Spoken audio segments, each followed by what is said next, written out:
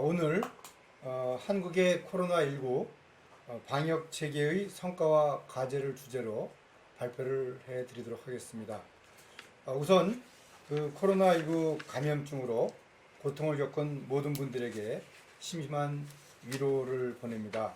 또 아울러서 코로나19 감염증 환자들의 귀중한 생명을 구하기 위해서 헌신적으로 노력해 주신 의료진 모든 분들에게 진심으로 경의를 표합니다. 우선 성과 부분에 대해서 말씀을 드리겠습니다.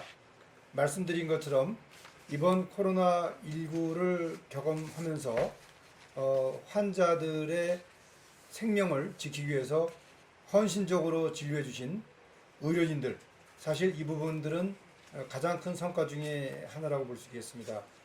다른 나라들의 많은 의료진들이 감염이 돼서 오히려 환자들을 진료하는데 공백을 초래했다고 한다면은 대한민국의 의료진들은 환자를 진료하면서 감염으로부터 본인을 철저히 지키는 것은 물론이고 또 환자들을 조기에 치료할 수 있도록 많은 노력을 해주셨습니다. 그리고 또 두 번째 성과로 한다면은 국민들의 성숙된 시민 의식이라고 저는 생각을 합니다. 대한민국 국민들이 사실 전 세계 어느 나라와 비교했을 때 가장 높은 교육 수준을 지니고 있기 때문에 어떻게 보면은 이 코로나19가 이 국민들의 협조에 의해서 잘 지금 관리가 되고 있는 그런 것이 아닌가 생각을 합니다. 다시 한번 국민 모든 분들에게 이 자리를 빌어서 감사를 드립니다. 그리고 세 번째로는 혁신적인 사고가 큰 성과라고 저는 생각합니다. 그 혁신적인 사고와 관련돼서는 이제 하나하나 설명을 드리도록 하겠습니다.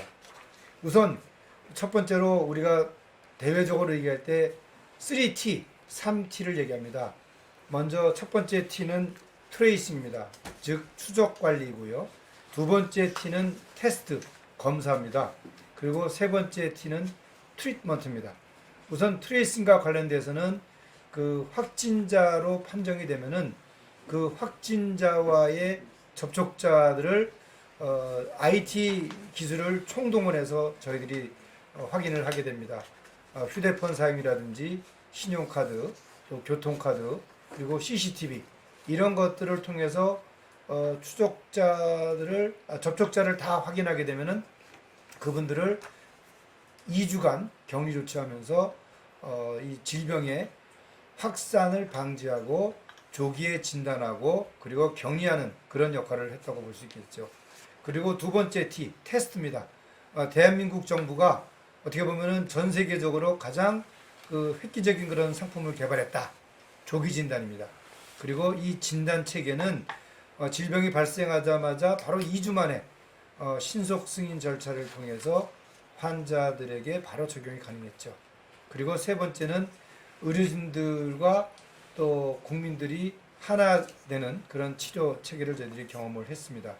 그리고 이 치료와 관련돼서는 전체 환자들의 80%에 해당되는 경증 환자들은 의료기관이 아닌 생활치료센터에서 치료를 받고 나머지 20%를 국가 지정 격리병원 또 음압병상에 갖추어진 대학병원 그리고 종합병원에서 집중적으로 치료를 받을 수가 있었습니다.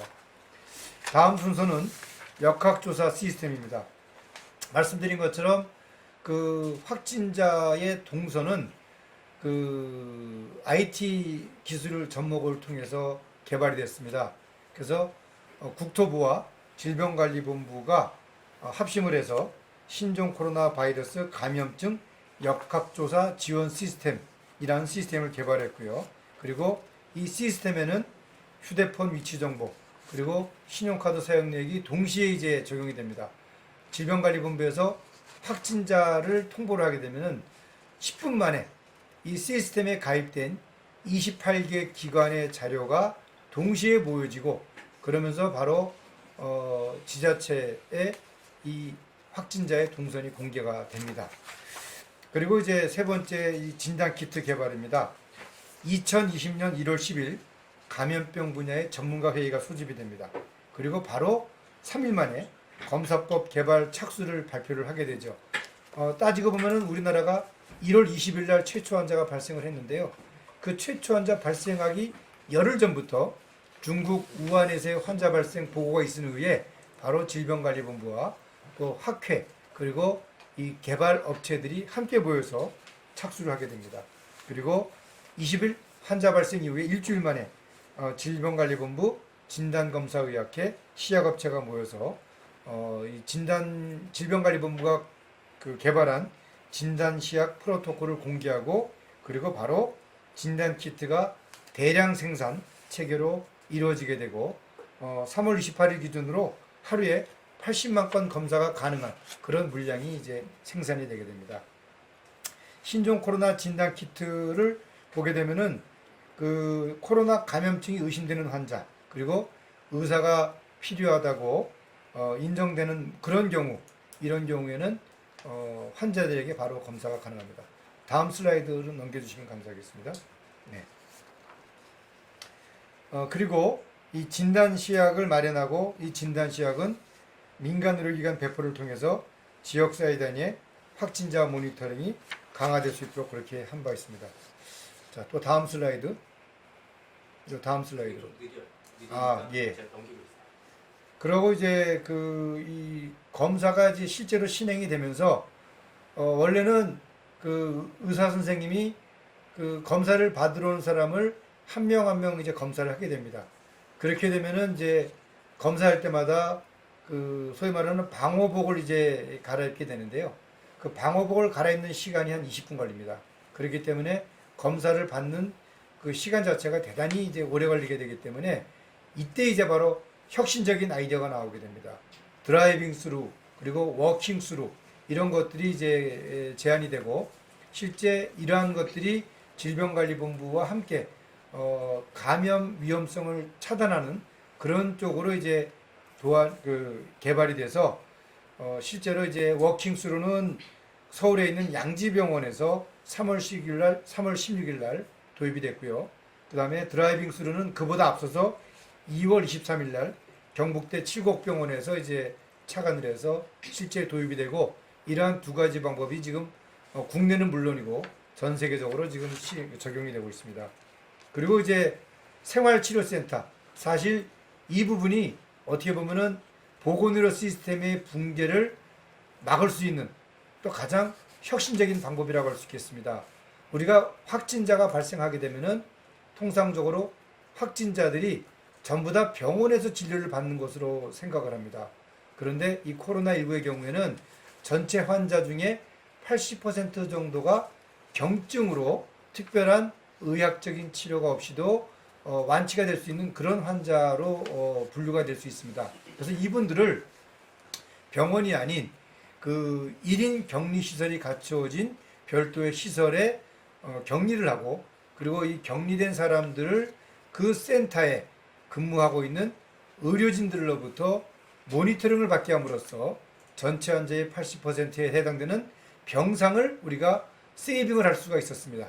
그렇기 때문에 많은 환자가 발생을 하더라도 병상 부족으로 환자들을 진료하지 못하는 그러한 문제가 해결될 수가 있었습니다. 그리고 나머지 20% 환자들이 말씀드린 것처럼 국가 지정 음압격리병동 또 3차 기관인 대학병원 그리고 종합병원의 감염병 전문병동에서 치료를 받을 수가 있었습니다. 네, 그리고 이제 치료제 그리고 백신은 현재까지는 그 개발 중인 그런 상황이지만 현재 다른 그 환자들을 위해서 치료가 되는 그런 약들이 예를 들어서 뭐 에이즈 치료라든지 말라리아 치료제라든지 또는 에볼라 치료제 이런 치료제에 사용될 수 있는 약들이 환자들에게 적용을 했습니다. 그리고 백신의 경우에는 현재 이 백신을 개발하기 위해서 전 세계적으로 상당히 많은 그 국가 그리고 또 제약회사들이 노력을 하고 있습니다. 어제 EU가 중심이 돼서 이 치료제와 백신 그리고 보호물자들을 개발하기 위한 펀드 레이징이 있었습니다. 그래서 전 세계적으로 10조 원에 해당되는 기금이 모여졌습니다. 그리고 이 기금을 통해서 백신에 한 40억 유로, 그리고 또 치료제에 20억 유로, 그리고 보호물자에 15억 유로가 이제 배정이 되고, 이 배정된 기금을 통해서 전 세계적으로 이제 공동으로 개발을 할 그런 계획을 세웠습니다. 자, 이러한 부분들이 이제 대표적인 성과라고 한다면은, 또 우리나라에서 코로나19를 관리하면서 몇 가지 논쟁거리가 있었습니다. 첫 번째 논쟁은 이제 초기 단계에 중국에서 많은 환자가 발생을 했을 때 이 중국을 통한 입국자들의 입국 제한이라든지 입국 금지 부분에 대한 논쟁이 있었습니다. 그러나 이제 우리나라의 경우에는 쉽게 말하면 투명성, 그리고 이제 열린 개방 사회, 이런 이 정책을 일관되게 유지를 하면서 어떻게 보면은 그 다른 나라와는 다르게 이러한 그 국경 봉쇄하는 그런 논쟁에서 우리는 쉽게 말하면 이제 그 개방형 이제 그 관리 체계, 그런 것들로 이제 코로나19를 대응을 했습니다. 그러나 지금은 이제는 그 전 세계가 다 국경 이 봉쇄라는 측면에서 입국 금지, 입국 제한 조치가 이루어지고 있죠. 그리고 이제 두 번째로 이제 그 외국을 경유한 입국자들을 관리함에 있어서 하나의 예가 있었습니다. 우한에서 입국한 우리 교민들이 있었죠. 그때 이제 초기 1차, 2차, 3차 입국이 있었는데요. 1차, 2차 입국 과정에서 700명이 그 별도의 시설에서 이제 격리 관리가 된 바 있습니다. 그때 700명이 격리되는 과정에서 3명의 확진자가 나왔습니다. 그래서 이 700명을 비교했을 때 3명의 확진자가 나왔다.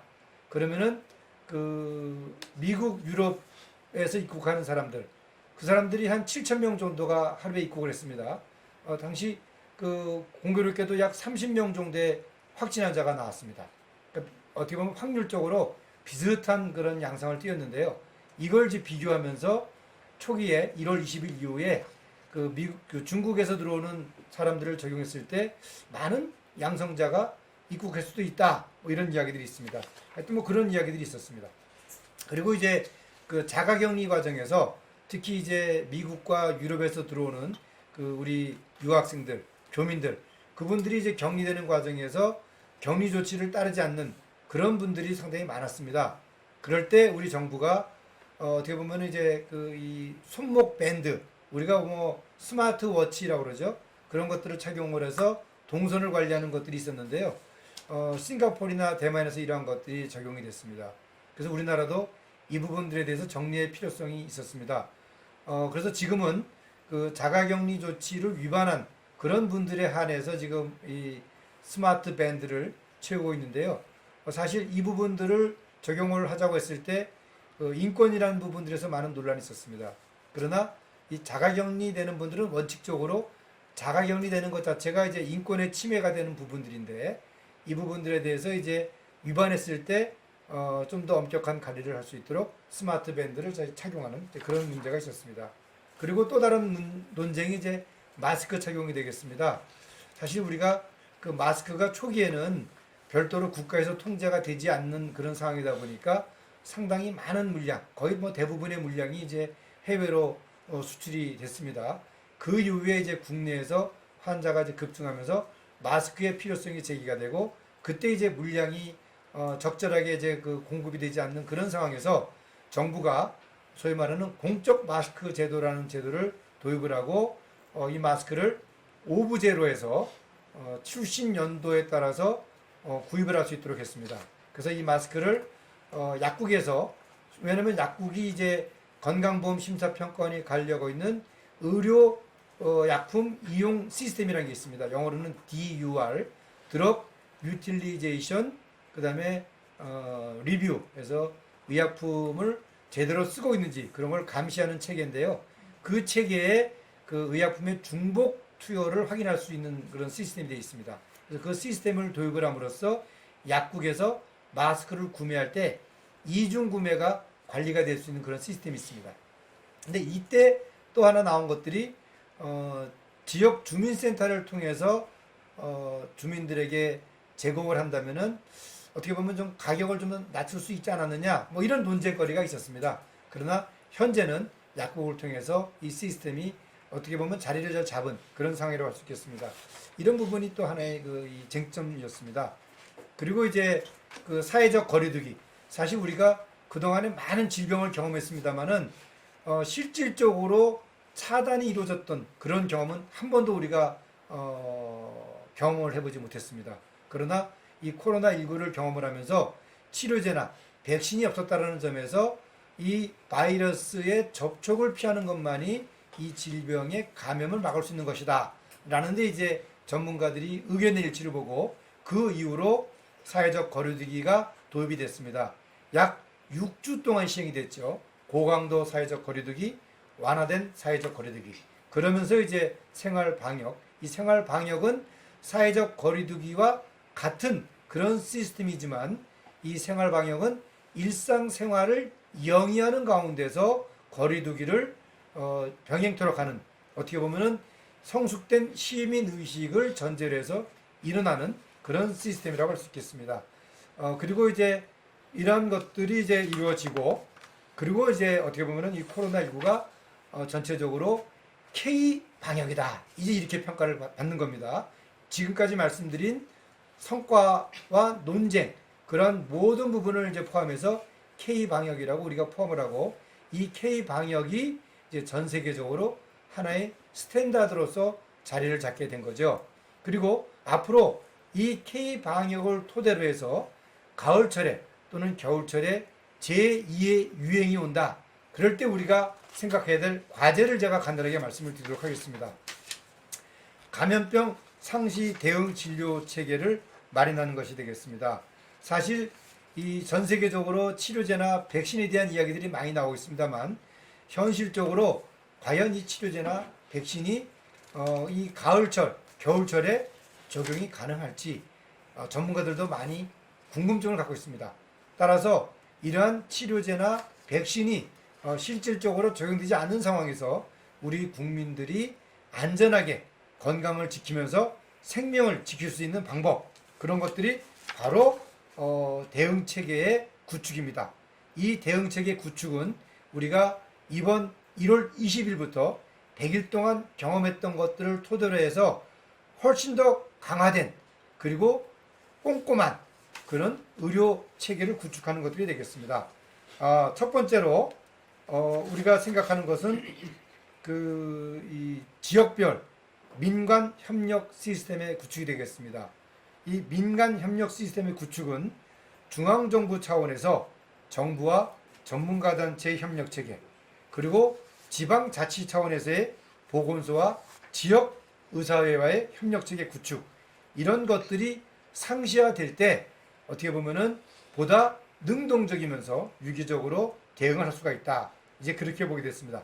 그리고 이러한 것들이 가능할 수 있도록 하기 위해서는 정부 차원에서 의료 진들에 대한 적절한 보상, 그리고 지원 방안이 마련이 된다고 한다면은 훨씬 더 이 효과적인 그런 지원 체계가 가능할 것이다, 그렇게 생각을 합니다. 그리고 두 번째, 감염병 전문병원 설립, 그리고 발열 호흡기 전담 진료 센터 그 지정과 활성화가 되겠습니다. 물론 지금 1차 유행 때 이러한 것들이 잘 가동이 됐습니다.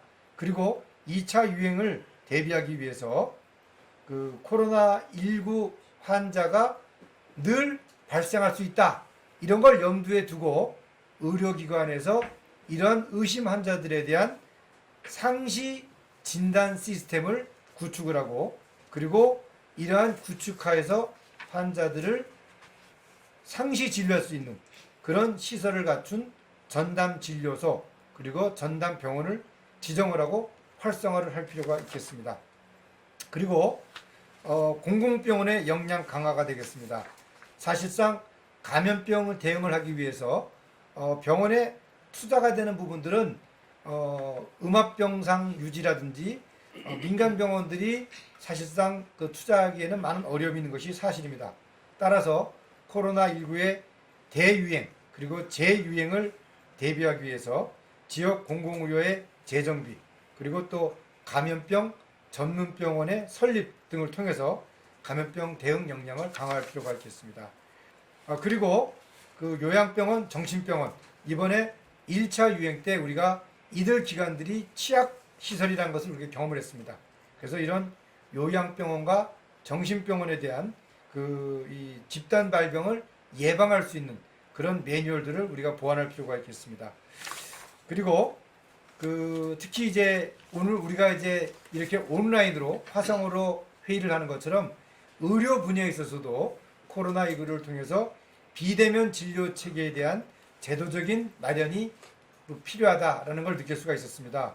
따라서 이 비대면 진료의 지속 가능성을 위해서 전화 상담이라든지 또는 처방 이런 것들에 대한 제도적인 검토, 그리고 또 이런 부분들에 대한 그 건강보험에서의 수가로 보상하는 그런 부분들도 좀 중장기적으로 논의할 필요가 있겠다 말씀을 드리고 싶습니다. 그리고 또 관리가 가능한 그런 수준에서 시도의 개별적인 대응, 그리고 또 긴급 상황에서는 권역별 자원 활용 방안, 이런 부분들을 검토할 필요가 있겠습니다.